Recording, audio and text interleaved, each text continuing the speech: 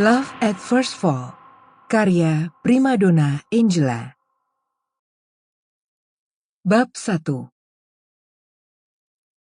Benar-benar menjengkelkan, rutuku dalam hati. Tingkah laku kedua teman akrabku lagi sulit kutolerir. Mereka lagi kena serangan asma. Bukan asma sembarang asma, tapi asma yang ini lebih gawat lagi, alias asmara. Hari-hariku yang biasa diisi dengan kehadiran mereka, belajar bersama, jalan bareng ke mall, atau sekadar ngobrol, berubah drastis. Kalaupun bertemu, tiap hari mereka bawaannya ngelamun mulu. Satu hari gak ketemu ama yang disukai, rasanya kalut banget. Rindu, kangen, cemas, semua nyampur jadi satu. Emangnya es campur apa? Mending kalau es campur, masih enak dimakan kan? Seger lagi di hari yang panas. Apalagi setelah pulang sekolah. Sementara perasaan campur aduk itu malah membuat panas dingin gak keruan. Setidaknya begitulah kata kedua sahabatku. Kadang pusing meriang, kadang gembira tralala. Ada-ada saja. Sebenarnya yang dialami Trina dan Aileen dapat kumaklumi. Namanya juga masih kelas 2 SMA, masih remaja. Emangnya aku udah dewasa ya? Sok tua betul aku ini.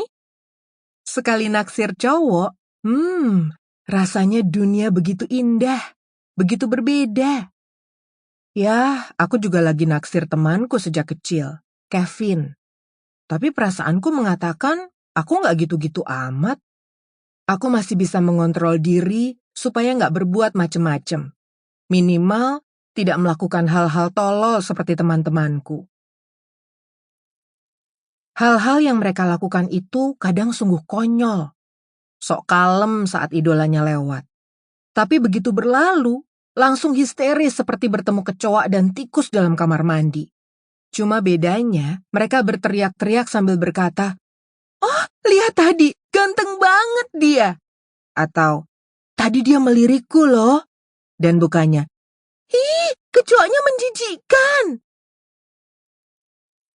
Teman-temanku bilang, aku anaknya super cuek, tomboy.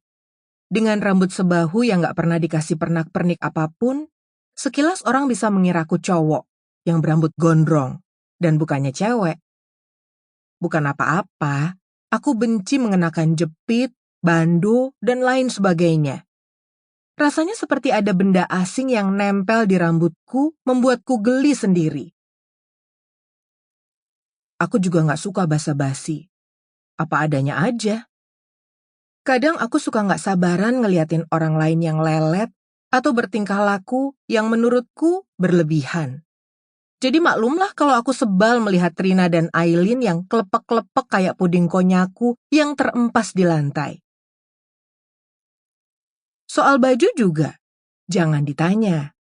Rok yang aku pakai cuma rok sekolahku. Mamaku sudah putus asa membelikanku berkarung-karung gaun dan rok berpita untuk dipakai ke pesta.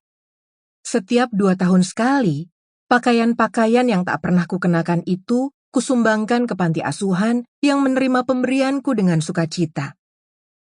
Mamaku selalu mengomel, karena katanya aku ini boros dan tak tahu diuntung. Padahal yang boros kan mamaku sendiri.